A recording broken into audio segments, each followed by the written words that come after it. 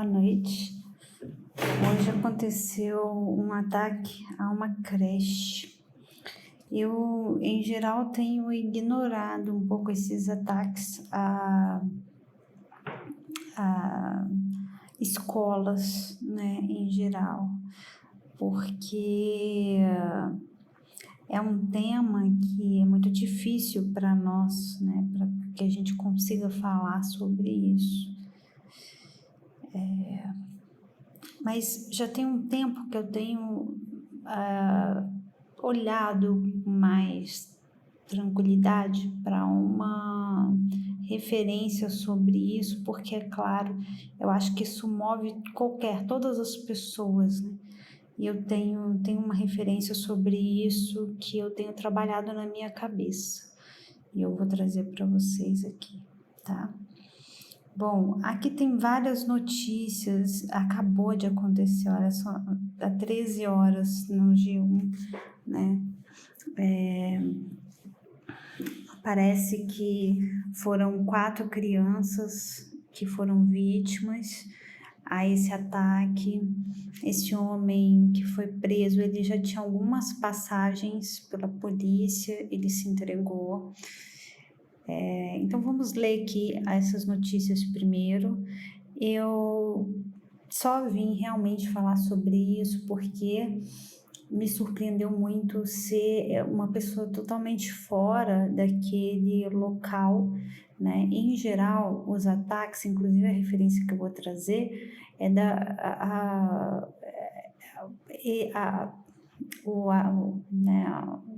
a pessoa que faz o ataque, ela pertence à comunidade escolar, e dessa vez não, né? Ele já era um adulto e era uma creche, né? Então não tinha nada a ver com aquelas relações ali dentro da escola, com bullying, com nada disso. E aí me chamou muita atenção, eu falei, meu Deus, e assim, ainda não é uma informação confirmada, mas eu ouvi dizer que tinha a ver com um jogo online, mas, bom, isso são coisas, né, que nós vamos saber muito mais para frente. E é importante, é muito bom quando a gente não está com a nossa saúde mental bacana, ignorar esse tipo de coisa. Mas porque, né, isso é tão absurdo, isso chega, assim, a causar uma revolta, uma sensação muito ruim de desesperança na gente. Mas quando a gente está um pouco melhor, é bom a gente olhar para esses casos, olhar o que está acontecendo e o porquê jogar esse ódio ou o que estava acontecendo com ele em cima de crianças que ainda não tinham nem condições de fazer alguma coisa com alguém para receber o que elas receberam, né? Não que nada justifique, nunca, nem quando tem idade, nem quando fez alguma coisa, nada justifica essa violência, né? Por quê? E também vi alguns relatos antes de entrar aqui em outras mídias, alguns relatos das pessoas pedindo, né, para a gente. Eu sou uma pessoa que né, sou a favor dos direitos humanos, mas dos direitos humanos de todos, né? A pessoa estava reclamando, falando que nós, né, que somos dos direitos humanos, iríamos defender o assassino, né? E não é verdade. Nós também estamos preocupados com as crianças não apenas que foram mortas e infelizmente não podemos nada fazer por elas, mas também as que assistiram, os trabalhadores da escola. Isso é um trauma muito grande, né? E toda a comunidade em si, né? Eu vi várias reportagens falando que os moradores estão com medo de divulgarem onde para não sofrerem represálias, mas como assim represália a eles? O que eles teriam a ver, né? É visível que é algo que se passou ali só com aquele homem que fez o ataque, não há como correlacionar mais nada ao redor, né?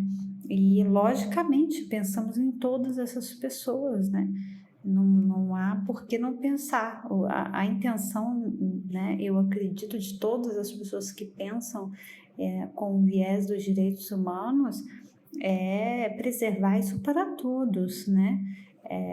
as pessoas só ressaltam muitas vezes, né, que não se deve justificar uma violência com a outra, é apenas isso. Mas, de forma alguma, não penalizar, não, né, cumprir com a lei, com a ordem que a gente tem atualmente, que está em vigor, e lamentar muito por essas coisas, tentar prevenir, né? Assim, muitos estudos e muitas pesquisas em direitos humanos, indo para o campo da psicologia social e tentando entender tudo isso, é para que isso não aconteça, para quais né, as ações podemos tomar para que isso não aconteça. Então, vamos lá, né? As notícias. Ataque à creche em Blumenau. Veja quem são as vítimas. 4 crianças são mortas em ataque à creche. O homem já foi preso. Ataque à creche em Blumenau. Veja quem são as vítimas. É a mesma notícia. O que se sabe, o que falta esclarecer sobre o ataque que deixou 4 crianças mortas. A creche em Blumenau, o que se sabe? Foi um caso isolado, disse a polícia. A polícia entra em um apartamento do homem que matou. Ataque à creche em Blumenau, ao menos 4 crianças morrem. Veja o estado de saúde das crianças levadas ao hospital após o ataque da creche. As crianças mortas eram filhas únicas. Já vocês vão saber, disse o autor do ataque ao se entregar à PM. Meu Deus. Olha, é um mistério por enquanto, né, gente? Então, aqui estão as trends do momento, mas eu vou colocar aqui a referência que eu quero trazer para nós. Que seria esse livro aqui, Precisamos Falar sobre Kevin, que foi lançado no idioma original, em inglês, né? E a autora é a Lionel Shiver. Vamos lá, olha, só para vocês verem o que tem aqui, né?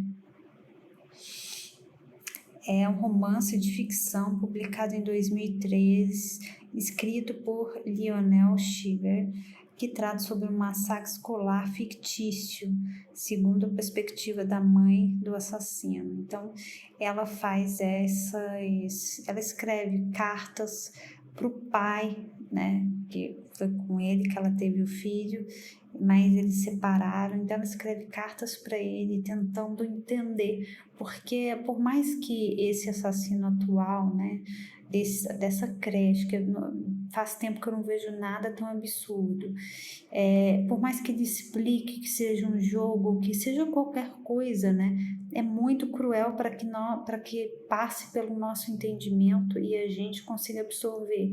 Então, essa mãe faz esse gesto, né, no livro, e eu quis relembrar essa referência para nós. Bom, ela é uma jornalista e escritora que vive em Londres e ficou famosa com esse livro.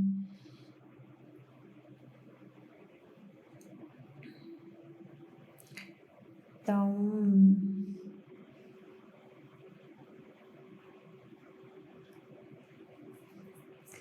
aqui não tem muitas perguntas, olha, precisamos falar sobre Kevin, querem ver o filme, e fizeram um filme, uma adaptação cinematográfica, é bacana, vale a pena assistir. Precisamos falar sobre Kevin, um resumo, querem saber o final, em termos de psicologia, né, o que seria, uma explicação e por que ele matou. Olha isso, as perguntas. Porque, né, todos nós, eu acho que essa é a pergunta mesmo. É interessante salientar que, apesar do permanente conflito de Kevin com a mãe, ele não a mata, como fez com o pai e a irmã, com quem tinha aparentemente um relacionamento menos tempestuoso.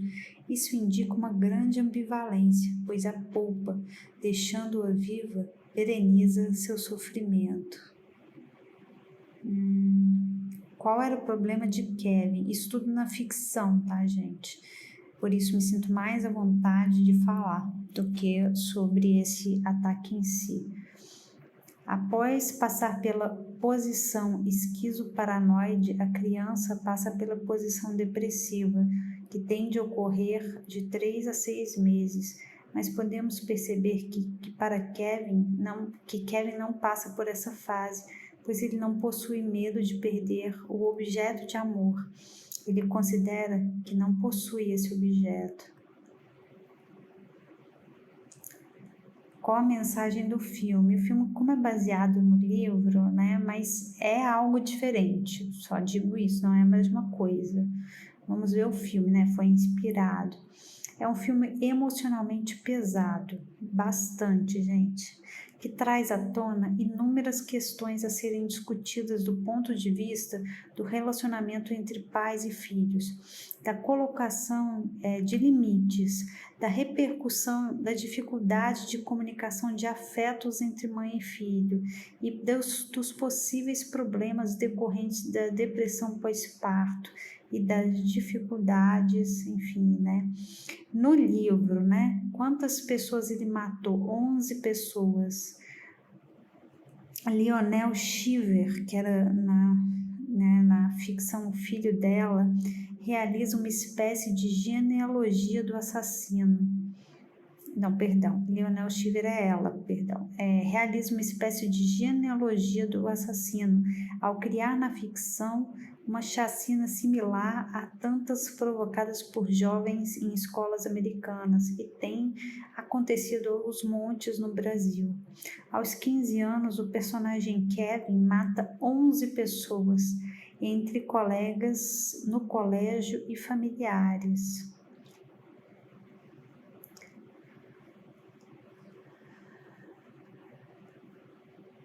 Olha, o pessoal acha que ele tem dupla personalidade. Não, mas isso é fragmentado, é outro filme, outra coisa. Bom, vamos, né, confiantes aqui, olha.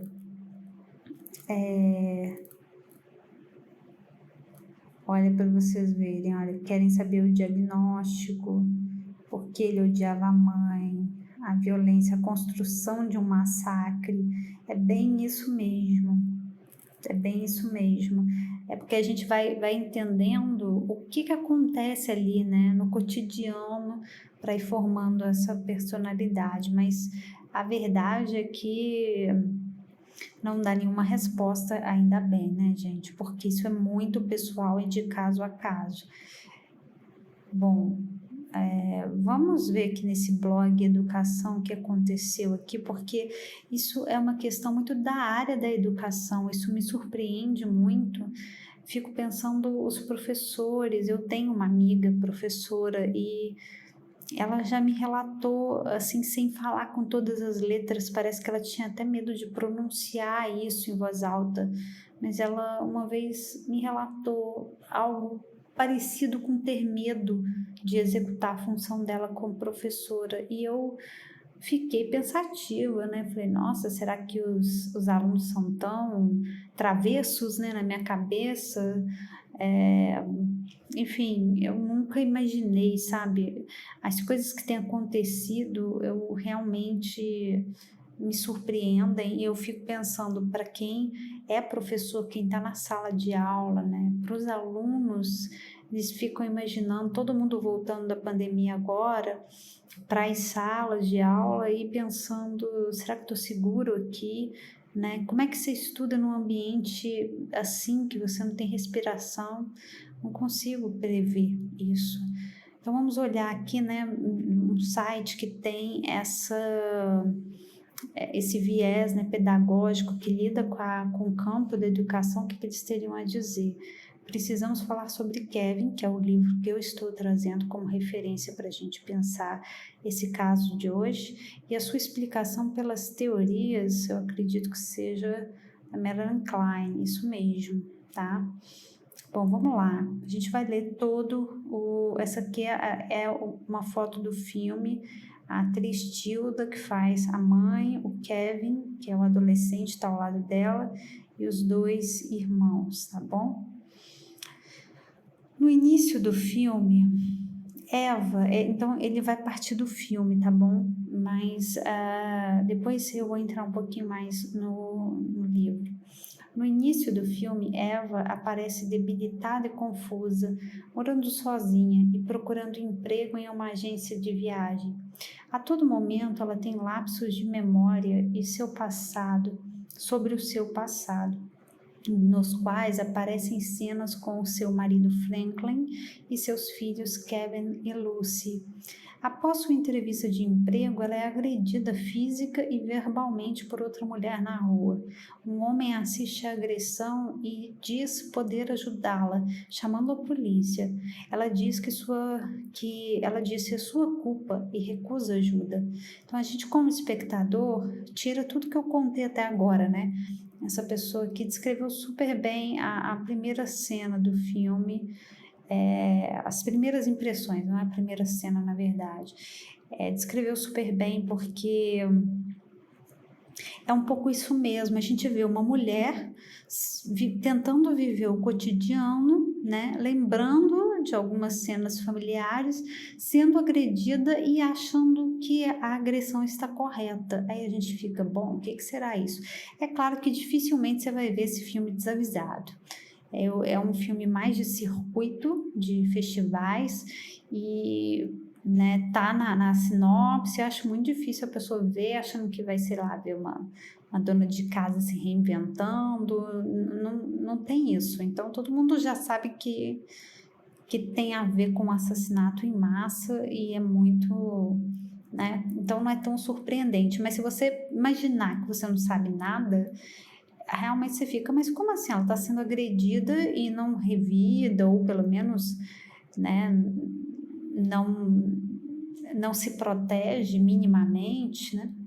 Após esse momento, uma cena aparece diversas vezes em sua mente, onde pessoas e viaturas policiais estão em frente a um local fechado, onde pessoas pedem socorro de seu interior.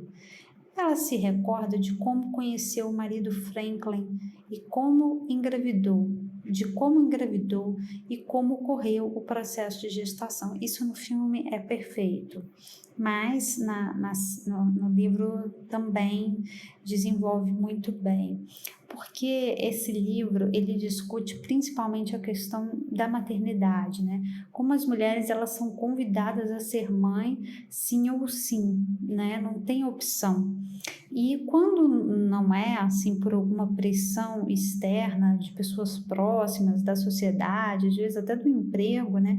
Dependendo de uma determinada idade que você tenha, uma das perguntas na entrevista é a sua vida familiar, né? Da família que você está construindo, como uma porta de entrada, ou seja, essa pessoa tem determinados valores. Então, toda essa pressão, né? Essa personagem ela carrega, mas para além disso, na verdade, ela estava vivendo esse relacionamento com o Franklin, que é o pai do Kevin, e assim engravidou por algum descuido, né? Então, enquanto ela começou, né, quando começaram aquelas transformações no corpo, e nossa, a gente percebe, né, quando as mulheres querem engravidar, aquela loucura e milhões de fotos, e eu quero, e tá acontecendo isso, e você vê que é outra forma de lidar com tudo que está acontecendo, que são muitas transformações. Para ela, né, ela assim não reconhece, ela fica, meu Deus, o que está acontecendo? Ela fica muito avessa à situação. Não foi uma opção para ela ser mãe, aconteceu mesmo. Segundo Melanie Klein, a relação da mãe com o bebê é muito importante desde a concepção, pois o bebê antes de nascer já possui o conhecimento inconsciente. Isso é a teoria da Melanie Klein, né, gente? Inconsciente da existência daquela mãe. E esse conhecimento é a base para as relações futuras. Percebemos que desde a gravidez, Eva não aceitava carregar aquele filho. Ela não estava feliz com aquilo. Com isso, podemos perceber que ela e o bebê não possuíam o sentimento de unicidade, no qual a mãe e o filho são um só devido ao inconsciente interligado. Né? Quando a mãe deseja ser mãe, quer aquela situação, né? Nesse mesmo momento, a memória dela é guiada para uma visita à prisão, onde está o seu filho Kevin. Ele está sentado em sua frente e começa a arrancar pedaços de pele de dentro da boca e enfileirá-los em cima da mesa. Eles ficam sempre em silêncio, tanto ela quanto ele. Eles não sabem o que falar um com o outro. A hora do parto chega e Eva tem dificuldades. A médica fica pedindo para que ela pare de resistir. Depois de um tempo, Kevin finalmente nasce. Essa resistência pode ser compreendida como uma rejeição da mãe para com o bebê. Em casa, o bebê chora constantemente, mesmo com Eva tentando acalmá-lo. Em um momento, ela prefere o som de uma construção ao choro do menino. Este outro episódio pode ser relatado como consequência de uma depressão pós-parto, casada com a questão da rejeição. Então, são duas coisas aqui, né? Existe esse momento depois, né, do nascimento do filho, que as pessoas chamam de puerpério, que a mulher fica mais fragilizada por uma série de motivos, inclusive a sobrecarga, né, de cuidar de uma vida ali que depende totalmente dela, né, por causa da amamentação, por uma série de questões. E além do caso da Eva, ela não queria, então também tem a rejeição, né? Melanie e o bebê. Para Melanie Klein, o bebê não necessita apenas de alimento e cuidados básicos de higiene. Ele necessita também de amor e compreensão que provém da mãe. Eva não conseguiu transmitir esses sentimentos positivos para Kevin quando ele nasceu e era pequeno. A rejeição faz com que o bebê desenvolva uma ansiedade denominada pela autora como ansiedade persecutória, onde do 0 a 3 meses de vida considera-se a fase de posição esquizoparanoide. Gente, agora vai ficar mais complexo aqui, tá? Mas eu vou tentar ir trazendo de acordo com o que eu sei, e no canal a gente vai sempre trazendo novidades sobre isso, não precisa entender tudo hoje, tá bom? Kevin acostuma-se a um ambiente ameaçador e não se sente acolhido, por isso chora constantemente. Eva não consegue lidar com Kevin, não é acolhedora e não demonstra afeto. Logo, o bebê introjeta que ela possui o seio mau. Em um determinado momento, o bebê dorme e ela aproveita para descansar. Mas quando o marido chega, ele pega a criança do berço, mesmo com Eva dizendo que iria acordá-lo e que tinha sido difícil fazê-lo dormir. O marido diz que é só acalentá-lo um pouco que ele dorme.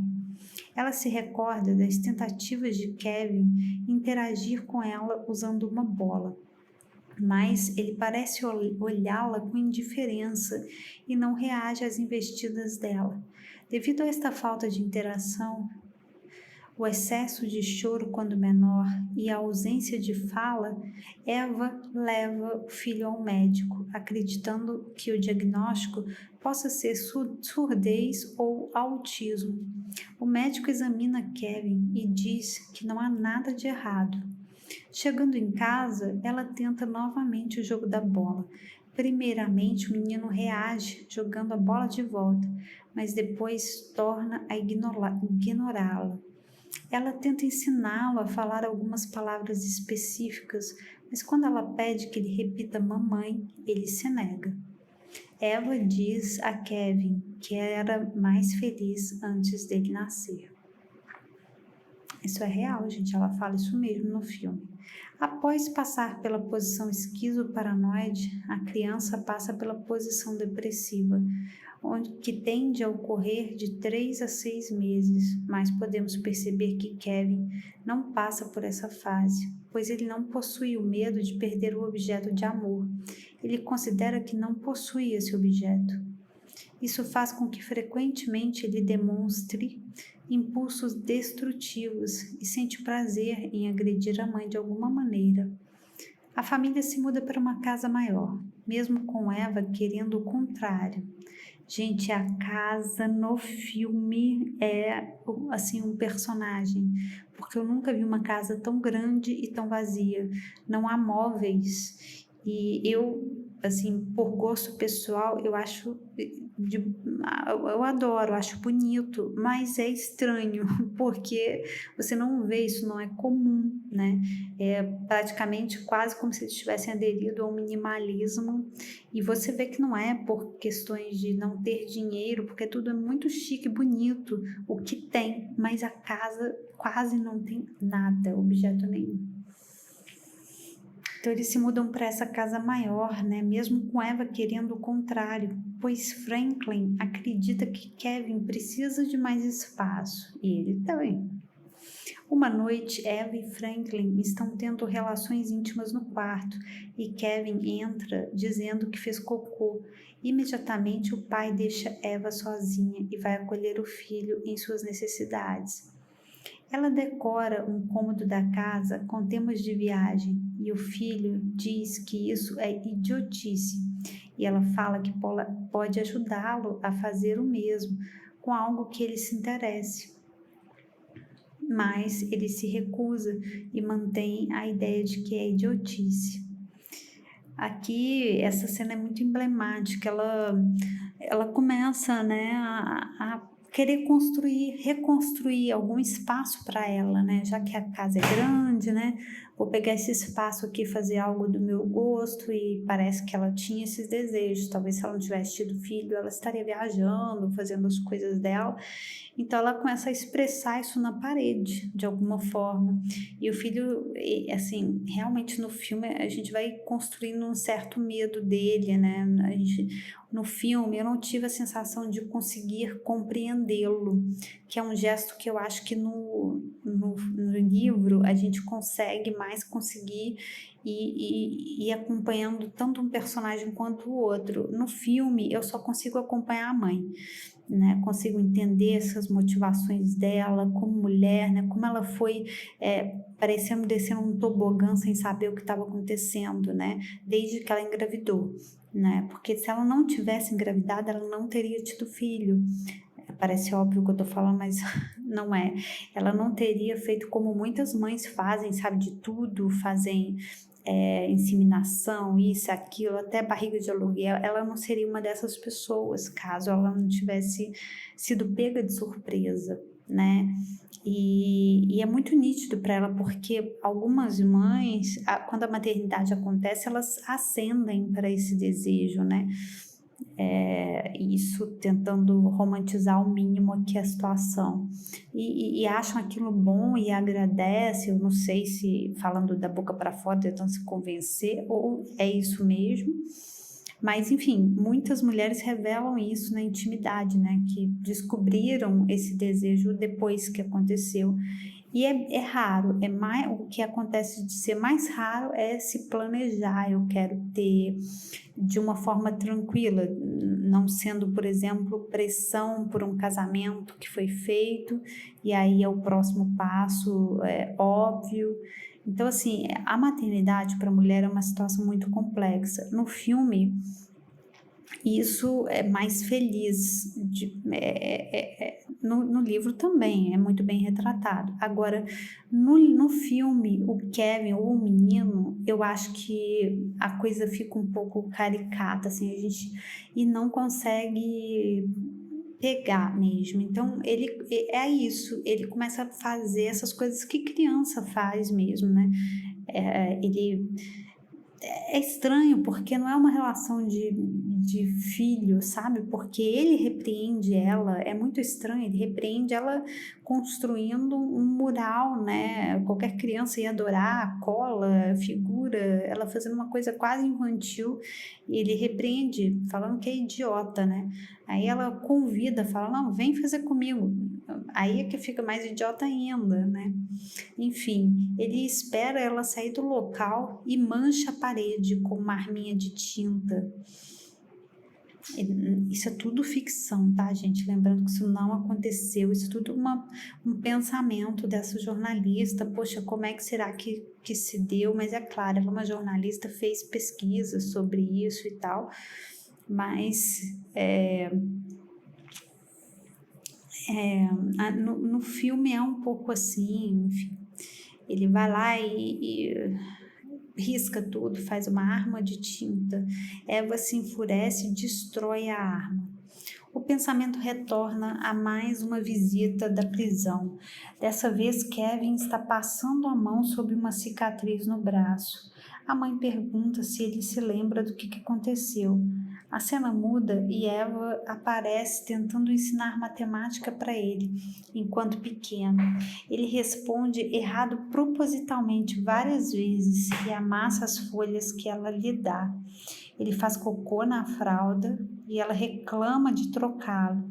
E ele faz esse cocô que ele faz, ele já é assim grandinho mesmo, sabe? Tipo, ele não desfraldou, né, que fala na idade. Ele já era assim uma criança maior, né, enquanto ele ainda usava fraldas. Após a troca, ele propositalmente suja a fralda limpa. Ela se enfurece ainda mais e o joga contra a parede, quebrando seu braço. Isso aconteceu mesmo. Essa cena é, assim, chocante. A gente fica sem saber o que falar, porque ele faz uma pirraça, né? Ela pela primeira vez no filme, né? Porque ela vai aguentando várias coisas que ele faz, várias provocações. Pela primeira vez no filme, ela é violenta fisicamente com ele, né?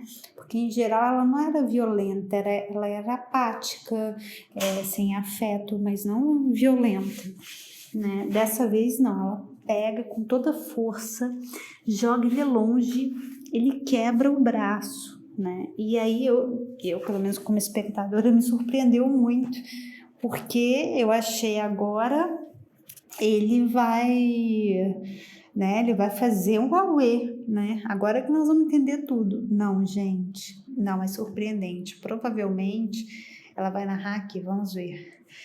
Na volta do hospital, o pai está em casa esperando e pergunta o que aconteceu com o braço do menino.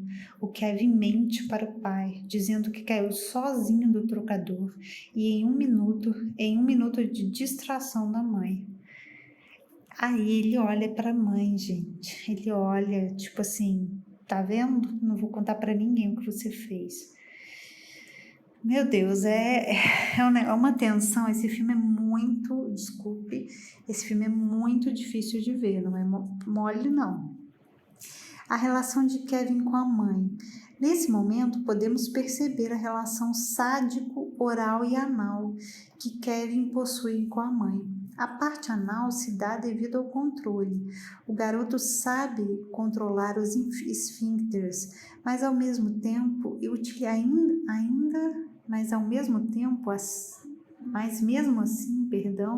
utiliza fraldas, provocando a mãe com o controle do cocô e usa a cicatriz no braço, também visando controlar a mãe, não contando para o pai que foi a mãe quem o machucou.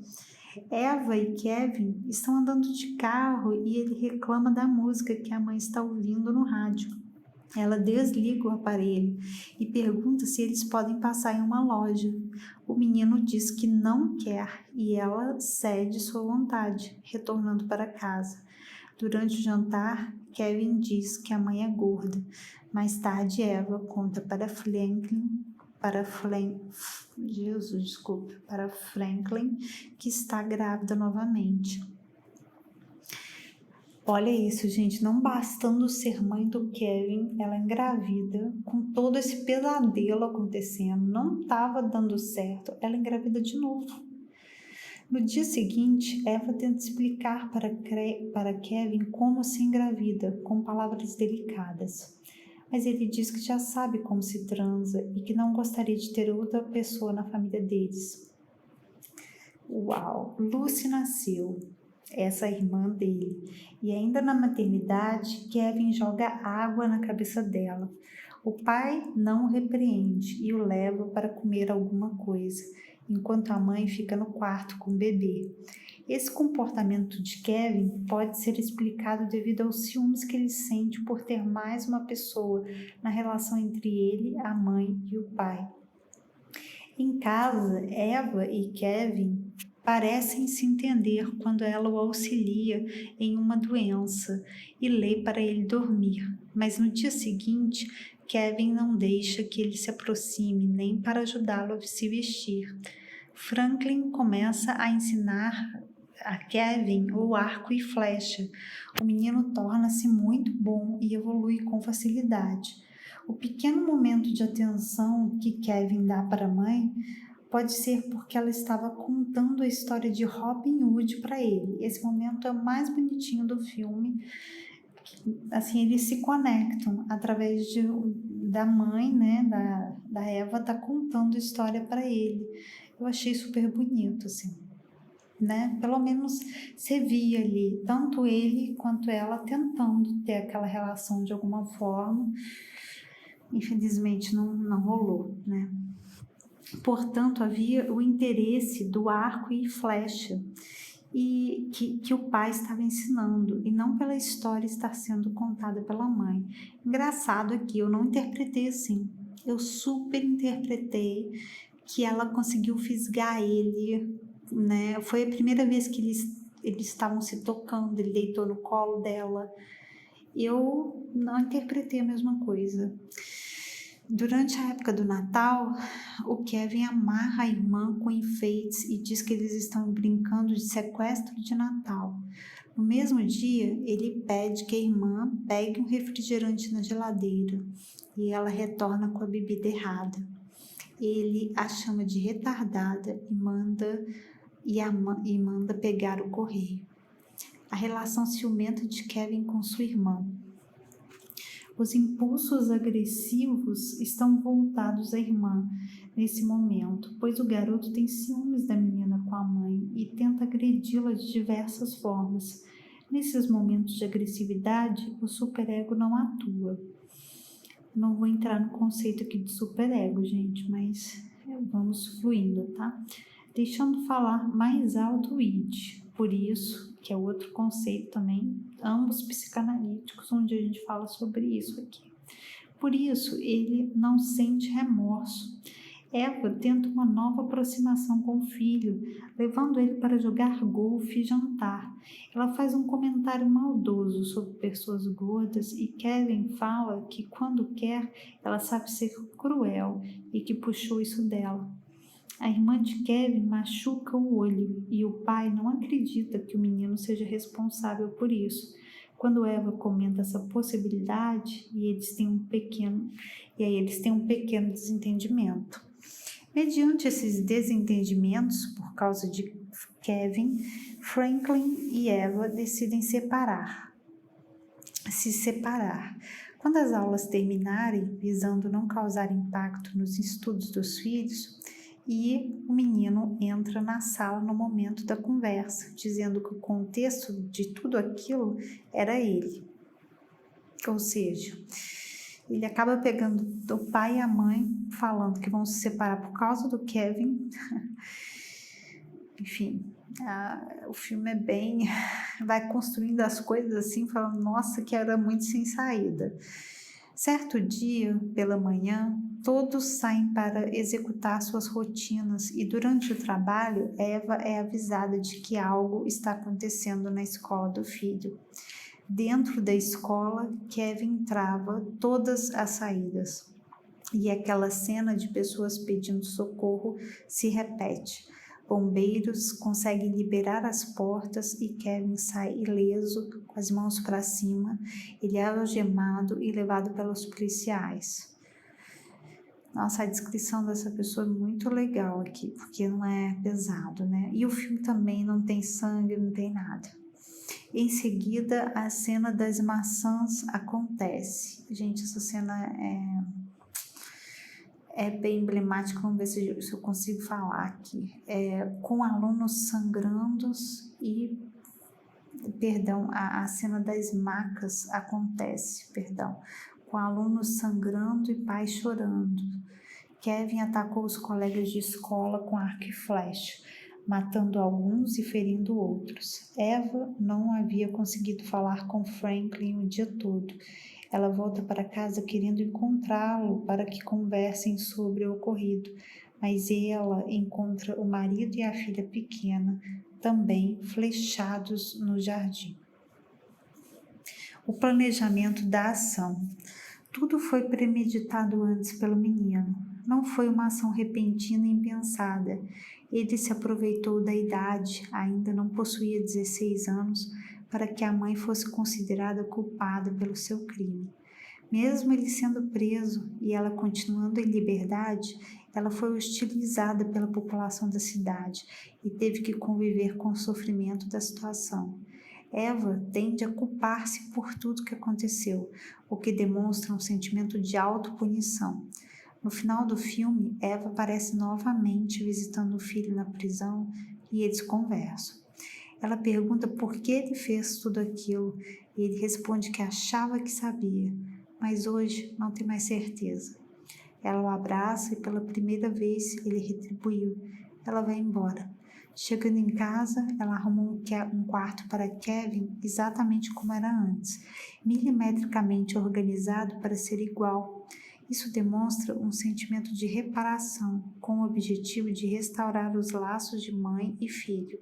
Essa reparação parte da necessidade de restaurar o objeto materno, uma relação familiar estável. Olha, esse blog, Portal da Educação, eles quiseram fazer a partir da Melanie Klein, aqui, de tudo que ela pensa, um resumo do filme, né? E eu achei que eles foram muito bem sucedidos nisso, foi bem responsável aqui, né? Mas, bom, eu acho que já deu para dar a dica aqui do filme, do livro, né? E infelizmente isso tem acontecido cada vez mais, esses ataques a escolas, e não é à toa que o livro e o filme chamam Precisamos Falar, né? Porque quanto mais nós procurarmos compreender o que acontece por trás disso, eu acredito que mais vai valer a pena esse ato de ir para a escola, da convivência, né? Na infância, na adolescência, porque a escola não pode se tornar um lugar de medo, né? E nem de violência também. É isso.